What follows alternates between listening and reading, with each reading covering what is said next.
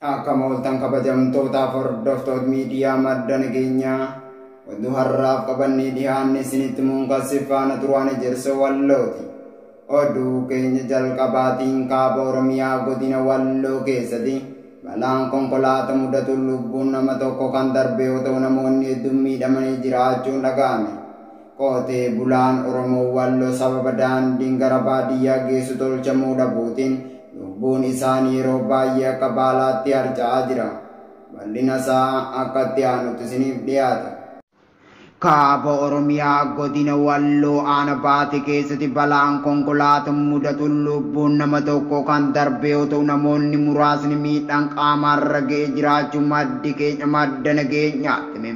Balaan konkolaataa irra deddeebiin kan mudataa jiru yoo ta'u yeroo hedduu namoonni dhumaa kan jiran ta'uu isiniif gabaasnee jirra. Mootummaan biyyaan bulcha ofiin jedhu uummata nagaarratti xiyyeeffachuun kan dararaa jiru yoo ta'u maqaa misoomatiin daldaluu fi uummata saamuun alatti hawaasni rakkoo karaatiif bishaaniin miidhamaa jiru qaamni dhagahuu dhabamee kan jiru ta'uun beekamaadha. Konkolaataan Ayisuuzii jedhamuun beekamu meeshaalee bittaaf gurgurtaa akkasumas nama qabee ganda Coqortii jedhamurraa gara magaalaa baate osoo deemaa jiru bakka addaa Aburee jedhamuun beekamutti gaggalagaluun lubbuun nama tokko kan darbe yoo ta'u namoonni hedduun miidhamanii mana yaala magaalaa baateetti yaalamaa akka jiran maddi nageenya odeeffatee jira. Balaa konkolaataa kanaan qotee bulaan Oromoo Walloo baadiyyaa galuun yeroo hedduu kan lubbuu dhabaa ture ta'uun beekamaadha. Aana baatee Arxumma Fursee Dawwee Harawaa fi kan kana fakkaatu keessatti qotee bulaan Oromoo nama daandii tolchuuf dhabanii lubbuu isaanii yeroo irraa yerootti kan dhumaa jiran ta'uu dubbatu. Maddi keenya garasii dubbisne. Qotee bulaan Oromoo Walloo namoota maqaa mootummaatiin aangoorra jiran waliin mari'achuu yeroo garaa garaatti maallaqa kan baasaa ture ta'us nama daandii kana tolchuuf dhabanii maallaqni isaanii kan diidatti nyaatamaa ture ta'uu dubbatu jiraattonni aanaa baate. Waraanni faashistii Abiy Ahmed magaalaa Naqamtee keessatti dargaggoo Oromoo kan dararaa jiru yoo ta'u guyyaa kaleessa dargaggoo Oromoo tokko bifa suukanneessa ta'een ajjeesee jiraachuun dhaga'ame. Bal'ina isaa Jamaal Mahammad waan qindeeffate qaba.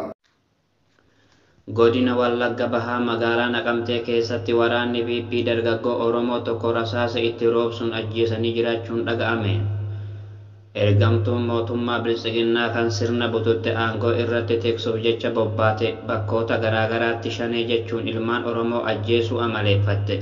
Guyyaa kaleessaa magaalaa Naqamtee keessatti dargaggoo Oromoo biyyi abdatu kan ganaa reef ol guddataa jiru rasaasa itti roobsuun ajjeesanii bira akka deeman jiraattonni magaalichaa dubbataa jiru. Murni maafiyaa abbaa irree Abiy Ahmed kan naasuu ilma namaa hin qabne ilmaan Oromoo lafa irraa duguuguuf kaayyeeffate.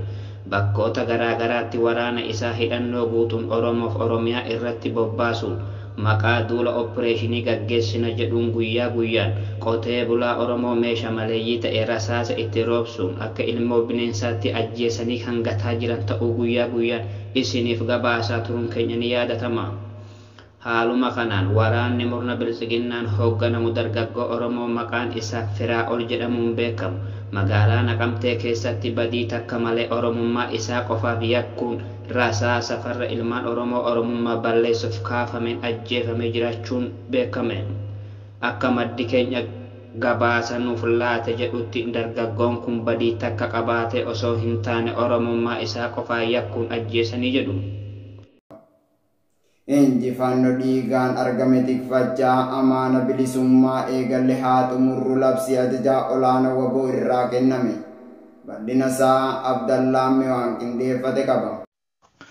Injifannoo dhiigaan arganne tikfachaa amna bilisummaa eegalle haa xumurru labsiin ajajaa olaanaa ABO waboo gootichi waraana bilisummaa Oromoo onkololeessa 14,2022 irraa eegalee tarkaanfii waraana faashisticha Abiyyi Ahmad buqqisuu bifa haaraa fi qindaa'aa ta'een fudhateen injifannoolee gurguddoo galmeessuun aanota akkasumas bulchiinsa magaalota to'annoo isaa jala galchaa jiraachuun ni beekama. Diinni milkii waboon galmeessaa jirutti dhoqqeetti dibuuf waan dhama'uuf gama tokkoon qabsoo bilisummaa Oromoo yakkuuf lafa waboon bilisoomsi keessa dukkana da'oo godhate yakka dalagee waboo maqaa xureessuun gama biraan ammoo namooti ofittoo ta'an dantaa yeroof jecha seer dhablummaan babal'isuun qabeenya Oromoo mancaasaa waan jiraniif ummati keenya waajjiraalee fi namoota tajaajila hawaasaa kennan kamuu kunuunfachuu malee akka malleetti itti bu'uun dhorkaa ta'uu ajajaan ol aanaa ABO waboo hubachiisa. Fakkeenyaaf dhaabbilee fayyaa fi waajjiroota isaanii kan akka hospitaalaa, buufata fayyaa, kiliinikaa fi kan kana fakkaatan waajjiraalee ibsaa, telekominikeeshinii, baankilee, geejjiba bishaan, qonnaa fi kan kana fakkaatan dhaabbilee miti mootummaa kanneen investimentii irratti bobba'an hundi nageenyi isaanii tikfamuu fi kunuunfamuu qaba. Waraanni bilisummaa Oromoo waboon akeeka bilisummaa saba Oromoo dhugoomsuuf wareegama ulfaataa yeroo baasaa jiru keessatti qaamni kamuu akka uummata keenya irratti yakka hojjetus ta'e seer dhablummaa babal'isuun qabeenya isaa mancaasuu waboon hin ayyamu. Wareegamni ulfaataanis kan ba'aa jiruu fi uummata keenya haqa nagaa fi bilisummaa goonfachiisuudhaaf malee akka dacheen Oromiyaa dirree yakkaa fi sirna dhaablee taatuuf miti. Haala akkasii keessatti uummanni Oromoo waboon gargaaruun haqaa fi nagaa waaraa argamsiisuuf waardiyyaa dhaabbachuun dirqama isaati. Bulchiinsa haarawaa Oromoon diriirfatu keessattis namoota dandeettii amanamummaa fi yeroo itti qaban hirmaachisuun dirqama. Injifannoo keenyatti iggitti tolchuuf hojii bulchiinsa gaarii diriirsuun murteessaa fi hojii tarsimoo akka ta'e uummata keenyis inni hubata. Hawaasni keenya koree bilisummaa fi bulchiinsa yeroo jalatti seeran taliigamuun naamusa jabaa qabaachuun injifannoolee argaman kunuunfachuuf hojjechuu qaba. Qaamota yakkaa fi sirna dhablummaa irratti hirmaatan wabootti gabaasuunii fi of keessaa baasuun wareegama keenyatti kabaja hora. Amna gara bilisummaatti eegallees milkiin akka xumurruuf nu gargaara. Sana irra darbee bifa seeraaf safuu Oromoo cabseen qabeenya uummataa mancaasuun hatuun saamichaaf haaloon dhiiga wal dhangalaasuun marti dhimma diinni Oromoo barbaadu waan ta'eef irra of qusachuun fardiidha. Sun ta'uu yoo hanqate waboon tarkaanfii sirreessa fudhachuuf dirqama. Ammatti yakkootaaf sirna dhablummaa ittisuuf jecha qaamota halkan da'oo godhatanii socho'an ugguruuf bakkoota waboon sirna bulchiinsa diinaa buqqisee jiru keessatti sochiin halkanii ugguramee jira.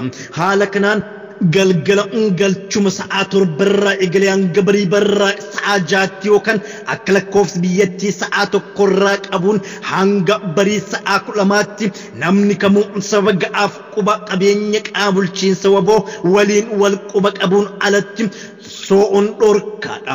Uggurri kun sochii dhukkubsattoota dubartoota ulfaa balaa tasaa fi balaa dirqamaan karaatti nama baasan in ilaallatu. Uggurri sochii kun gaaffii ummataatiin akka ummatni Oromoo hin saamamne hin miidhamneef qabeenya naannoo isaa akka mancaane ittisuuf waboon gaafatama ulfaataa waan qabuuf labsamedha. Diinni uggura ittisa ummataaf godhamu akka uggura abbootiin irree aangoo isaanii dheereffachuuf godhan waliin kan wal fakkeesse dhiyeessu yoo jiraate Oromoon dammaqee dhugaa jiru bachuun amna bilisummaaf walabummaa itti jirru xumuratti tolchinu shakkiin hin jiru. Injifannoo dhiigan arganne tikfachaa amna bilisummaa eegalle xumuruuf akka sabaatti naamusa sibiila irra jabaa ta'e qabaachuun dirqama. Injifannoon uummata Oromoof ajajaa olaanaa ABO waboo 8/2022.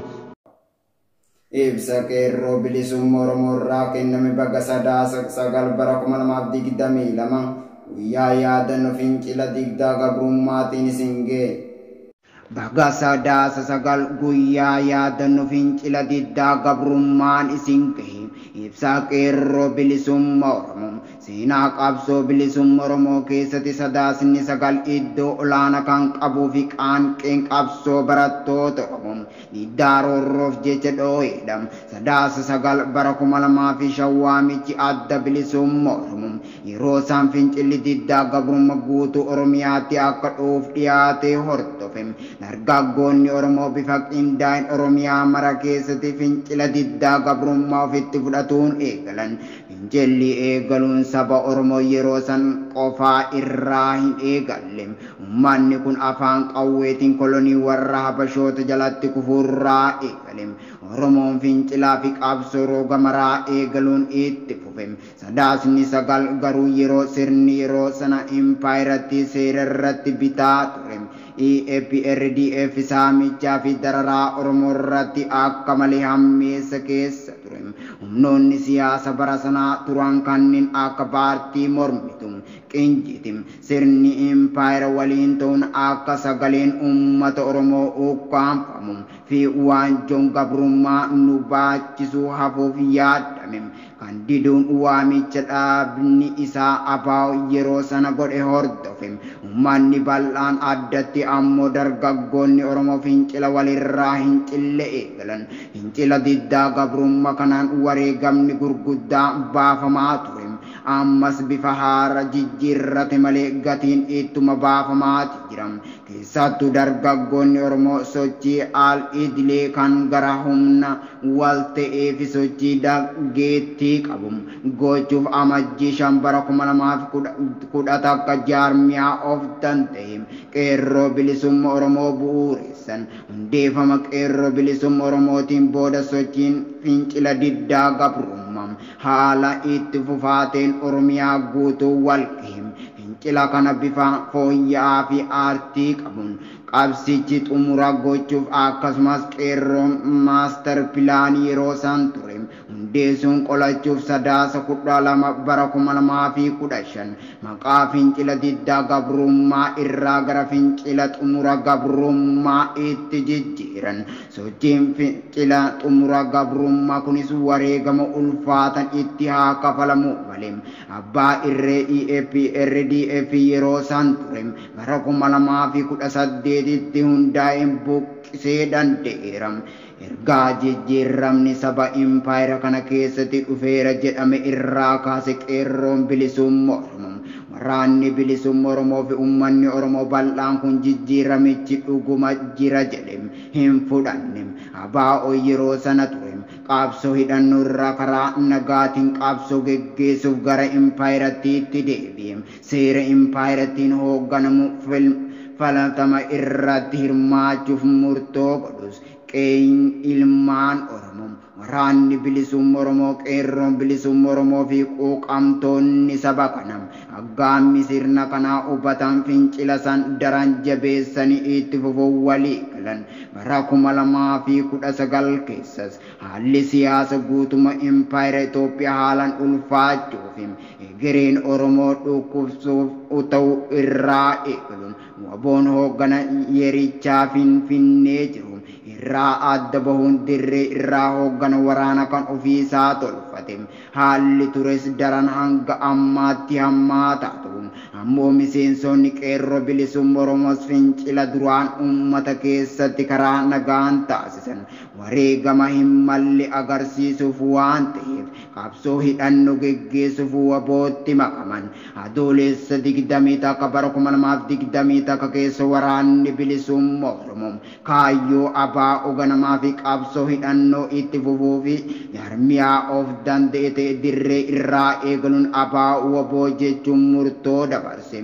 Burjaajii hedduun dhalatus waboo fi qabsoo bilisummaa Oromoon of baraaruun qabsicha baraaranii jiru. Murtoo dhabanii dabarfate hordofe qeerroon bilisummaa Oromoos dhaabuma irraa hafuufi sochii isaas dhaaba jalatti itti fufu sadaasa 8 bara 2020 takam hoogganaa ajaja olaanaa ABO waboo jala falmuu fi tasgabbii isaas dirree irraa akka fudhatu labsii labsate qabsoo sabichaatti jiram walumaa galatti fincilli hanga ammaa ture dhaaban hoogganamaa kan as gaheefi yeroo ammaa kana ammoo qabsoo hidhannootiin fixe xumura irratti argamam yeroo ammaa wayita sirni bilxiginnaa saba Oromoo gabrummaa bara baraa jalatti hambisuuf waan qabu maraan duula Oromiyaa irratti eegale kanatti qeerroo bilisummaa Oromoo fi waboon labsa waloo labsachuun Oromiyaa guutuu irratti sochii fincilaa eegalee jira. Sirni humna qilleensa irraa fayyadame hawaasa keenya ajjeesuutti jiru. Oromummaaf uggurri daandii gabaa fi kanneen biroo kaa'amee jira. Wayita irratti yaaddu sadaasa sagal kana qeerroon bilisummaa Oromoo akka jaarmiyaa qabsootti. Qabsoo ilmaan keenya kumaa fi kitilaan itti kitimamanii tikaas asiin gahan nuti dhaloonni har'aas lafee keenyatti cabsine dhiiga keenyatti lolaasne ni tiksinam jechuun waada isaa haaromsuu barbaadam itti dabaluun ammoo baatii sadaasa kana kanneen Oromoo osoo Oromoo bilisoomsuu fi Oromiyaa biyya taate gadi dhaabuuf warraaqin wareegama hadhooftuu kaffalan yaadachaa xurree fi kaayyo isaanii irratti gatii kaffalan irraa mulquun irbuu gootowwan kaleessa sharafuufi gantummaatiin kan fudhatamu ta'uu qeerroon bilisummaa Oromoo akeekuu barbaadam qabsoo ilmaan keenyaatti Oromoodham bilisoome fi Oromiyaa walaboomte ni ijaarram injifannoon uummata Oromoof sadaasa 8 bara 2022 qeerroo bilisummaa Oromoo Finfinnee Oromiyaa. Qaamonni mootummaa shiftaa Abiyyi Ahmadiin hoogganaman saamichi guddaa geggeessaa jiraachuun beekame. Godina addaa Finfinnee magaalaa Burraayyuu keessatti saamichi guddaan uummata nagaa irratti raawwatamaa jiraachuun beekame. Bal'ina isaa dabalataan akkatti aanutti isiniif dhiyaata. Qaamota mootummaa bilxiginnaatti saamichi guddaan geggeeffamaa jiraachuun beekame. Godina addaa Finfinnee magaalaa Burraayyuu keessatti qaamota mootummaa abbaa irreetti saamichi guddaan uummata nagaa irratti raawwatamaa jiraachuun beekame. Humni murni maafiyaa Abiyyi Ahmad hidhattoota shiftaa isaatiin uummata nagaa irratti kan saamichaa fi darraa guddaa geggeessaa jiru yoo ta'u. Makaaninis abaa ooshanee waliin hidhata qabdu filmaan keessantu bosona jira jechuun guyyaa guyyaan ajjeesanii gatuun oduu guyyaa guyyaan dhagahamudha. Bulchiinsi magaalaa Burraayyuu keessatti qaamonni maqaa mootummaa faashistii Abiyyi Ahmadiin socho'an saamicha hangana jedhame tilmaamamuuf iyyuu rakkisaa ta'e geggeessaa kan jiran ta'u jiraattonni magaalichaa dubbataa jiru. Saamichi geggeeffamaa jiru kunis qaamota mootummaa kan ta'an poolisii magaalaa Burraayyuun, 2 kaabinee fi milishoota magaalaa Burraayyuun, 3 qaamota maqaa nageenya fi tika mootummaa jedhamaniin saamichi daangaa dabre uummata Oromoo irratti raawwatamaa kan jiru ta'uun beekame. Akka maddeen keenya gabaasanuuf laatan jedhanitti qaamonni maqaa mootummaatiin socho'an kunneen halkan ulaa qotee bulaa Oromoo irra deemuun dhuganii gochisuu kannees raawwataa akka jiran dubbatu. Gochi akkanaa kun hidhattoota shiftaa Amaaratiin godina Walloo Aanadawaa Caffaa keessatti geggeeffamaa kan jiruu fi dhuganii yookaan machaa'an yookaan sakaraanan shamarran Oromoo irratti gocha suukanneessa ta'e raawwachaa kan jiran ta'u guyyaa guyyaan jala buune isiniif gabaasa turuun keenya ni yaadatama. Eegaa kabajamtootaaf hordoftoota miidiyaa madda nageenyaa oduun har'aaf qabannee dhiyaanne kana gammaa daawwatanidha. Qophiilee madda nageenyaa kan daawwachuu barbaadan Tiwiitara keenyaa fi yuutuubii keenya jala dhaqaa isiniin jecha waan waliin turtaniif galatooma.